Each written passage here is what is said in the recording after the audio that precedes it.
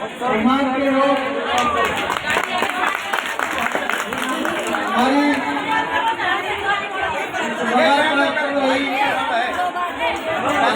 अध्यक्ष और इतनी बारिश के बावजूद भी मंदिर के आह्वान पे आए हुए मेरे भाइयों बहनों, आज हमारी बातचीत का जो विषय है वो है, हम एक नारा लगाते हैं हर रोज, हम सब एक हैं। लगाते हो ना? हम सब एक हैं। इस नारे का क्या मतलब है, आज हम इस पर ही बात करेंगे। ये तो आजादी के बाद हमारे को देश को आगे बढ़ाने के लिए हमारे नेताओं ने जो कल्पना की, उस कल्पना में देवेंद्र जी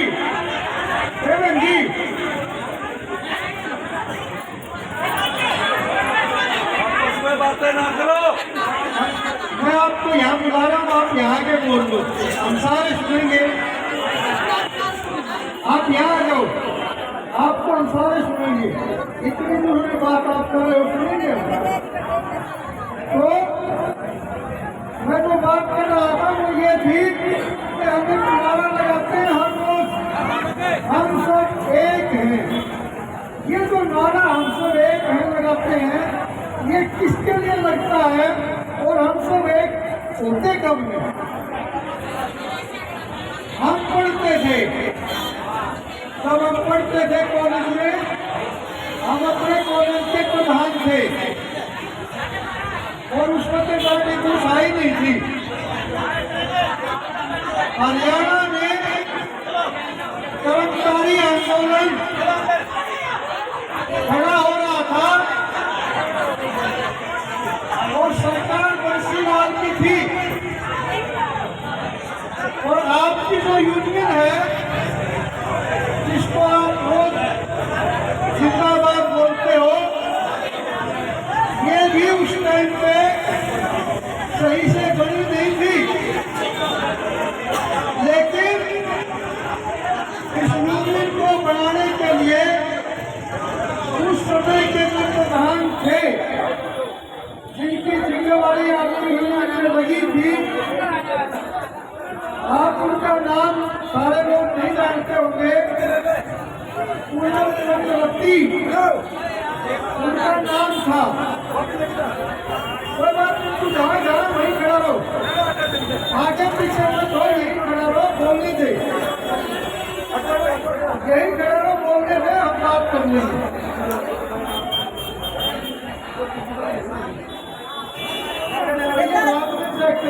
भाई जी एक घंटे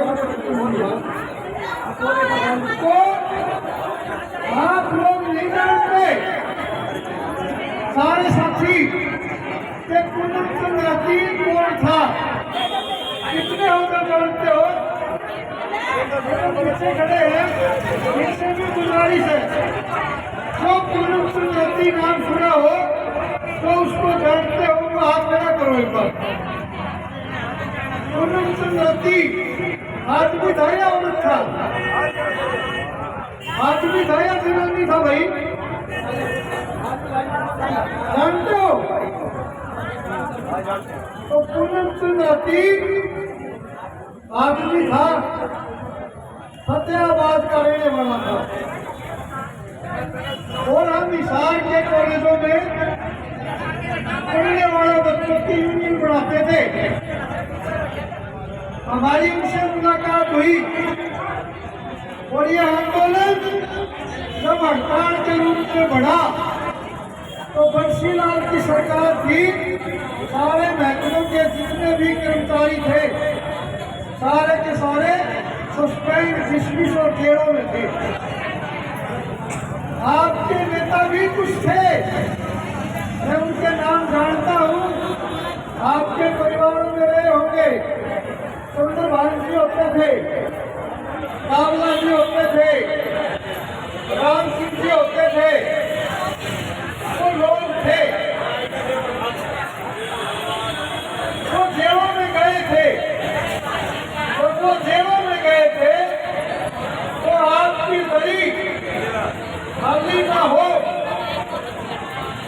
इसके लिए हम जैसे लोगों ने आपके आंदोलन का समर्थन किया था। तो ये जो नारा है हम सब एक हैं, ये यहाँ से निकलता है कि जब एक यूनियन अपनी मांग रखती है और उस यूनियन की उस बात को सरकार गलत भी नहीं बोलती और मानती भी नहीं, और आंदोलन लंबा चलता है। अगर सरकार गलत कहे तो सरकार के पास कानून है, यहाँ पुलिस आएगी, इस कैंपस को सील कर देंगे, इसमें हमारा आना ही नहीं हो पाएगा। इससे हमें यह पता है कि सरकार हमारी बात को गलत नहीं बता सकती, तभी हम हड़ताल पर भी चल रहे हैं। लेकिन सरकार हमारी बात को मान नहीं रही और हमें और हड़ताल करने को मजबूर कर रही है। अब मैं आपसे ये पूछना चाहता हूँ, आपने किसी ने काम करने से मना किया है? किसी ने भी काम करने से मना नहीं किया। हमने क्या कहा है, जैसे हम ONM का ठेका देने से पहले काम पे थे, वैसे ही हमको काम पे रखो। और वो ये कह रहे हैं, अब हमने ठेका दे दिया, अब इस ठेके के हिसाब से काम पे आओ। ये तो झगड़ा है। फिर हमने हड़ताल कहाँ की है? हमने हड़ताल नहीं की है, सरकार ने हमसे काम छीन लिया। सरकार ने हमारे मूल अधिकार, जो हमारा एक अधिकार है, हम अपना घर परिवार चलाने के लिए काम करेंगे। हमारे पास पूंजी नहीं है, हम टाटा बिरला नहीं है, हम अडानी अंबानी नहीं है, हम लोगों को काम पे रख के उनसे काम नहीं करा सकते। हमको अपना मेहनत बेचते हैं और अगले दिन काम पे आते हैं। और हमें तनख्वाह क्या है भाई? किसी को पता तनख्वाह क्या है? जी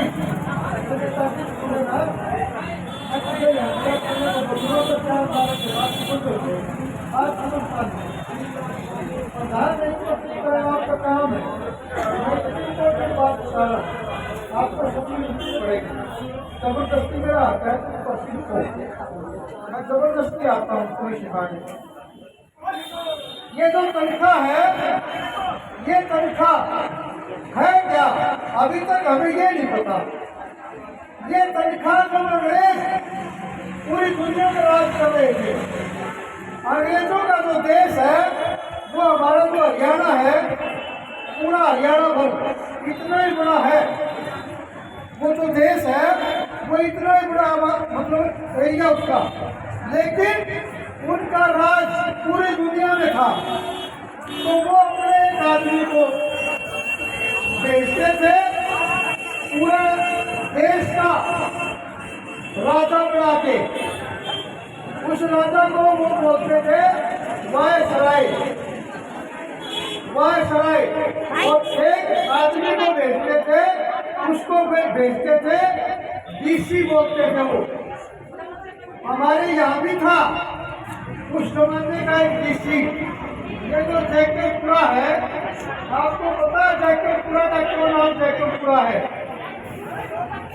एक जैकब, जैकब उसका नाम था, वो यहाँ का डीसी था, उसका ही वहाँ घर भी था, इसको आप जैकबपुरा कहा जाता है। ये गुड़गांव बहुत पुराना नहीं है, थोड़े सालों का ही है।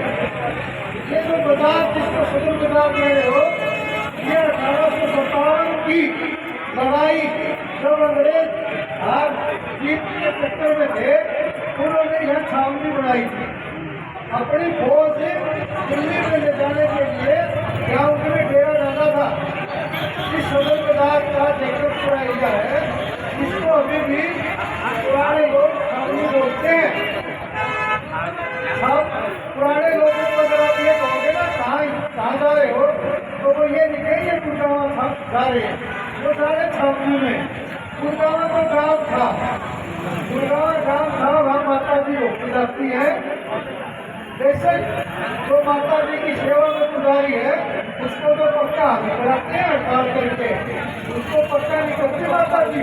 आपके देश का ठेका माता जी के चीजों हो सकता है, आप भी जाते होंगे, मेरे को इससे कोई एतराज नहीं। लेकिन जिसके पुजारी बाहर निकाल दिए थे, आपकी तरफ सड़क पर थे, हम भी गए थे, उनको निकाल गए। हमारे सफाई कर्मचारी भी हुआ, भाई राजीव नाम का लड़का है, वो हमें प्रधान बनाया था। आज तो वो पता नहीं कौन से दुनिया में है, ढूंढना पड़ेगा। मैं तो मैं जो बात कर रहा था, तनख्वाह क्या है? तनख्वाह है जब अंग्रेज पूरी दुनिया में राज कर रहे थे, उनकी संख्या थोड़ी थी, दुनिया में कब्जा रखना था, तो वो एक आदमी भेजते थे, और वो एक आदमी ने पूरा देश कंट्रोल करना था। तो एक डॉक्टर की अध्यक्षता में टीम बनाई कि लोगों से काम कैसे ले। हमारे देश के जो राजा होते थे, महाराजा, ये तो फ्री में काम कराते थे। तो अंग्रेजों ने कहा कि अगर हम भी फ्री में काम कराएंगे तो ये लोग भड़क जाएंगे, हम नया तरीका लागू करें। हम इनको अगले दिन काम पे आए, कितना राशन उनको चाहिए काम करने के लिए, मजदूर के लिए। उस टाइम में एक शेर घी की जो कीमत थी, उसके बराबर उन्होंने पैसे तय किए। ये तनख्वाह हमारी तनख्वाह का पैमाना है। जब हम ये कहते हैं ना न्यूनतम वेतन 26,000 हो, ये हम इसीलिए बोलते हैं कि जो अंग्रेजों ने एक शेर घी की कीमत लगाई थी, वो अब 26,000 में इतना समा जाएगा, उनसे कम। तो हम लोग तनख्वाह मांगते हैं, वो हम परिवार चलाते और रोज रोज काम पे आए, इसी के लिए है। हम अपना पेट काट के रिश्तेदारी निभाते इस तनख्वाह में, जबकि ये तनख्वाह उस काम के लिए तो हमें मिली नहीं रही अभी तक। ये हमें समझने की बात है, ये हम नहीं समझते। तो ये दिक्कत है कि सरकार 16,000 से 11 पे आ गई, और हम अभी तक अपने भाइयों को ये बात नहीं समझा पाए कि भाई ये खराब बात है, सरकार गलत कर रही है। तो हम इन चीजों को पहले तो खुद जाने, हम सब एक हैं। ये बात तब चलेगी जब हम काम करने वाले एक दूसरे का आदर सम्मान भी करेंगे, और जो हमारे काम में नहीं है और हम जैसे ही काम करते हैं, उनका भी आदर सम्मान करें। आज आपके बीच में एक नई कमेटी भी आई है। आप सफाई कर्मचारी हो ज़्यादातर, और आपको रेडियो पे आने जाने से रेडी वाले मिलते हैं। रेडी वालों का भारी धरना लगा हुआ था, रेडी वालों ने वो धरना खींच लिया। रेडी वालों की एक मांग थी कि हमारे को जो आएगा उठाने, वो पहले 7 दिन पहले हमें बताएगा। अब आपकी जो गाड़ियाँ चलती हैं जो उठाने वाली, वो नहीं चलेंगी। उनके लिए कमेटी बन गई है, और उस कमेटी के जो चुने हुए सदस्य हैं, वो आपका समर्थन करने आए हैं। मैं आपको हम सब एक हैं उस नारे की मतलब समझा रहा था। तो वो जो मेहनत करते हैं, वो जो रेडियो पे रोजगार चलाते हैं, उनकी अब कानून लागू करने की जिम्मेदारी उनकी खुद की हो गई। जैसे आपके पार्षद चुने जाते हैं, ऐसे वो चुने गए हैं, और ये 70,000 रेडी वालों के ऊपर चले गए हैं।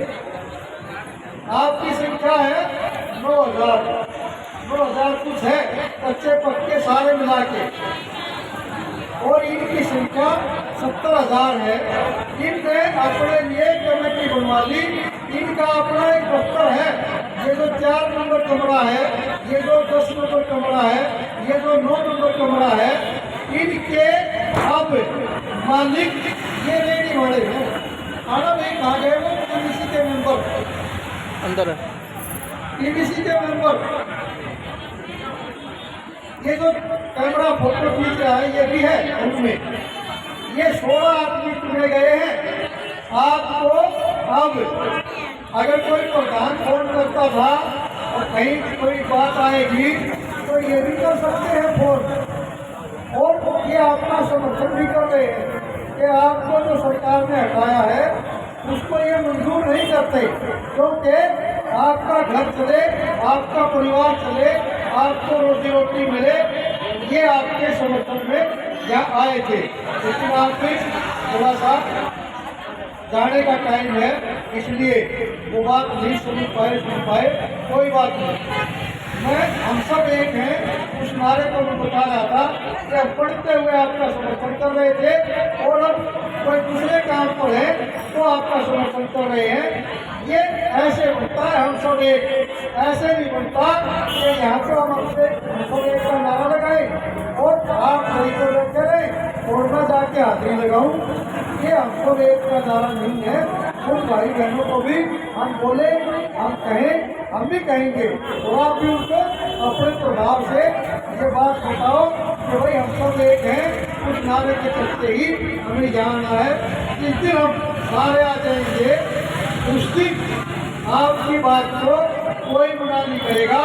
ये जो सरकार है अभी जो लंबा खींच रही है आपके आंदोलन को, ये इसलिए कर रही है क्योंकि इस सरकार को पता है कि आपके बीच में उन्होंने जो फूट डाली है उन फूटताओं से देखना चाहती है।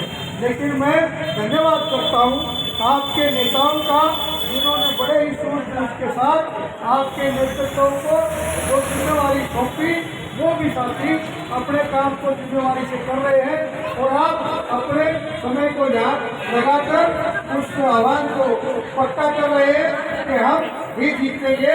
तो मैं हमेशा कहता रहता हूँ, आज भी मेरा यही कहना है कि इस लड़ाई को हम ही जीतेंगे। आप सबने मुझे सुना, बहुत बहुत धन्यवाद।